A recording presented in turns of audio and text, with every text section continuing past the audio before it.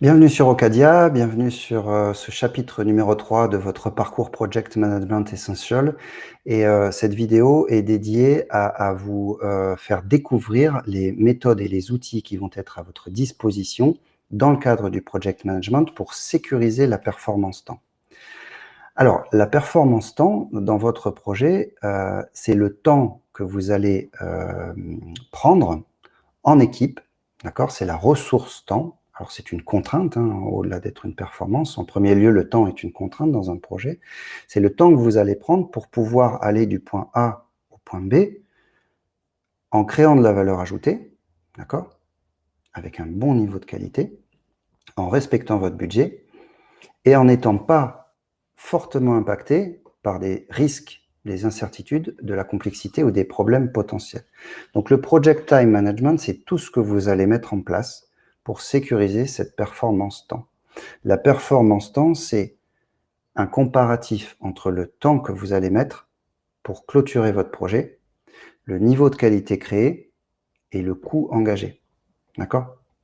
Une performance, c'est pas une valeur absolue de temps. La question, c'est pas de se dire oh, j'ai mis 6 mois, j'ai mis 8 mois, j'ai mis 9 mois pour finir mon projet. Non, c'est j'ai mis 9 mois en respectant les objectifs de budget et en respectant le niveau de qualité attendu par le client. Donc la performance temps, attention, c'est un comparatif. À savoir que les performances de gestion de projet, et c'est là toute la complexité d'un projet, les performances de gestion de projet sont souvent très contradictoires. Quand on veut aller vite, ça nous coûte cher et on risque d'avoir plus de non-qualité qui va nous coûter encore plus cher et qui risque d'impacter le temps. Donc, finalement, le time management est là, vous le verrez sur les parcours certifiants, pour mettre en œuvre les méthodes et les outils qui vous sont nécessaires afin de vous garantir le meilleur équilibre de performance, temps, coût et qualité. D'accord ? Donc la performance temps, c'est ça, et le time management, c'est tout ce que vous allez mettre en place pour garantir que votre projet va livrer de la qualité en respectant les budgets et le temps. Alors, on va passer sur tout ce qu'il existe comme méthode et outils à votre disposition pour gérer correctement le temps dans un projet afin d'aboutir à un planning. Un planning, c'est l'output du time management. D'accord ? Alors attention, l'output, ça veut dire que votre planning, s'il est structuré, s'il est préparé, s'il est initié correctement, c'est un outil, c'est une méthode, la planification, et le planning est un outil qui vous permet de surveiller en phase d'exécution l'avancement de votre projet pour pouvoir prendre des décisions dès lors que votre projet est en retard, sans pour autant impacter les coûts et la qualité. D'accord ? Et on va voir comment on obtient un planning. Un planning se construit sur la base d'informations projets qui sont matures à votre disposition, en utilisant des PMT de time management ou des PMT de scheduling, Process, Method and Tools, afin d'obtenir des outputs qui sont différents. D'accord ? Donc, ce qu'il faut savoir, c'est que quand on veut construire du time management, donc quand on veut mettre en place des process, des méthodes et des outils qui permettent d'aboutir à un planning afin de garantir que la performance temps n'impactera pas à terme ni la qualité ni les coûts, il nous faut un certain nombre d'informations déjà disponibles dans le projet. Il nous faut ce qui s'appelle la Requirement Traceability Matrix. Donc, c'est la liste des exigences, qu'elles soient internes, qu'elles soient externes, traitées, analysées, priorisées. D'accord ? C'est sur la base de ces exigences qu'on va pouvoir estimer les activités, séquencer les activités. Ok ? Ce qui est à l'origine du planning. On va devoir disposer du WBS, du Work Breakdown Structure, des activités, du regroupement de la structure d'activité, d'accord, qui a été décidé par le project leader pour pouvoir exécuter ce projet. Et on va devoir disposer d'un project charter. Donc, toutes ces informations sont les informations minimales pour pouvoir faire du time management dans un projet en vue d'obtenir un planning, un schedule qui est capable de piloter, de contrôler et de garantir la performance temps dans un projet. Alors, attention à toujours bien exécuter du time management afin d'obtenir un planning uniquement si vous avez ces informations disponibles. Une fois que vous avez ces informations disponibles, on va exécuter le time management, qui a pour objectif de construire, de structurer un planning. Pour structurer un planning, il faut analyser toutes ces données input qu'on a ici, les exigences, le WBS, le Project Charter, pour définir toutes les activités et séquencer toutes les activités, d'accord, sous forme de temps, d'accord. Donc, on va commencer à analyser les activités, à les séquencer, à mettre une connexion logique à toutes ces activités, à estimer la durée des activités en fonction de la disponibilité des équipes, en fonction de nombreux facteurs, et par rapport à cette séquence temporelle et logique de connexion entre les activités, définir ce qui s'appelle le chemin critique. Le chemin critique, c'est le critical path, c'est le chemin le plus court qui puisse exister dans votre projet. D'accord? Donc, on va utiliser des outils de time management qui sont l'activity matrix, d'accord, et la recherche du chemin critique.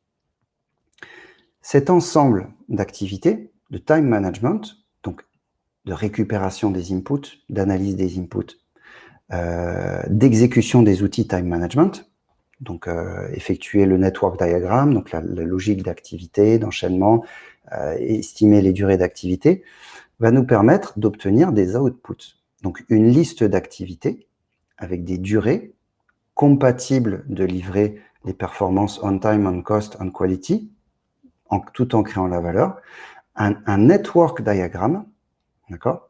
Et la combinaison de tout ça, de tout ce cycle-là, cette analyse de données initiales, ces outils de scheduling et ces outputs nous donnent ce qui s'appelle un bar chart, d'accord? Alors, un bar chart, c'est un planning, d'accord? Et c'est un planning qui est capable de vous permettre de garantir dans un projet que le temps que vous allez consommer, qui sera nécessaire à livrer, à créer votre valeur ajoutée, va être compatible des performances de coût et de qualité dans votre projet. Si vous respectez ce cycle time management, d'accord, analyse des informations, exécution des outils de scheduling qui vous permettent d'identifier les activités, de séquencer de façon logique les activités, d'estimer la durée des activités et d'effectuer ce bar chart, vous obtiendrez à terme un planning capable de vous permettre de pilotage de la performance projet, la performance temps au sein de votre projet. Donc le time management, et c'est important, il faut respecter l'objectif du time management qui est d'identifier les activités, de séquencer les activités et d'estimer les activités. Identify, sequence, estimate activities. Le time management, ce n'est pas faire un planning. Le time management, c'est viser à identifier les activités nécessaires à livrer, séquencer les activités et estimer la durée des activités. Et tout ça, ça se formalise, ça se visualise sous forme de planning. D'accord? Donc attention à ne pas confondre planning et time management. OK? Et le time management va se retrouver évidemment dans le Project Management Plan que vous allez mettre en place. Et c'est ici que vous allez consolider, écrire et décrire comment et quel périmètre vous allez considérer dans votre projet, quelles sont les activités nécessaires, comment vous les séquencez, quelle est votre logique, quelle va être la durée de ces activités en fonction des disponibilités des ressources et des diverses contraintes, et quel est le chemin critique de votre projet que vous allez considérer. D'accord? Et en fonction de ça, en fonction de ce que vous allez mettre ici, vous allez effectivement développer un planning. Voilà. Et dans le planning, on retrouve les activités qui ont été définies pour pouvoir tenir le projet dans ses performances, la séquence des activités qui a été retenue, l'estimation des ressources, d'accord, et l'estimation de la durée des activités.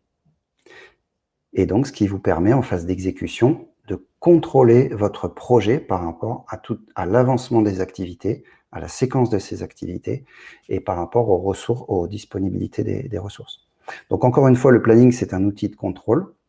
Le time management, c'est une méthode de structuration des projets qui vous permet de prendre des décisions avant, encore une fois, dans l'état d'esprit project management, avant que vous n'impactiez les performances projet. Voilà, je vous remercie pour l'essentiel du time management et je vous donne rendez-vous sur les chapitres suivants qui seront consacrés aux performances de coût et aux performances de qualité. Merci pour votre participation sur ce parcours. Project Management Essentiel